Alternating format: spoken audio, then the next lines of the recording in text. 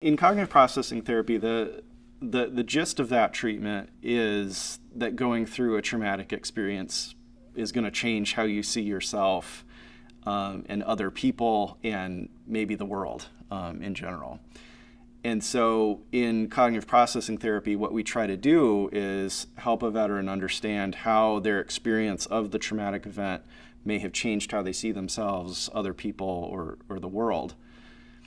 In CPT, we particularly try to target beliefs like the shoulda, coulda, wouldas, right? Like, if only I had gone left instead of right, if only I had fought back harder against my attacker, if only I had trained harder, if only I had done more. From a CPT perspective, these kinds of beliefs about yourself and the situation are particularly toxic because they result in a lot of guilt and shame that we have found keeps people stuck in post-traumatic stress. The alternative narrative is, I think it's important as a clinician when you're engaging in cognitive processing therapy with veterans not to lapse into this mode of, we're teaching them the correct way to think, or we're giving them the right answer. Because let me tell you something, these men and women know what they should think, they know what the right answer is. And if it were that simple, believe me, they would believe the alternative narrative.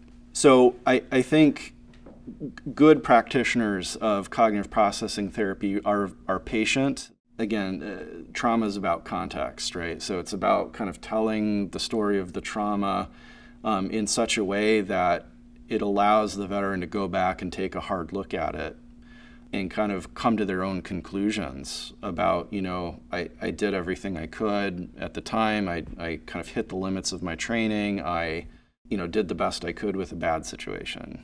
And like ultimately that's what we want, because it's not about changing what happened, but it's about constructing a narrative that helps resolve some of the guilt and shame that a person feels about their trauma.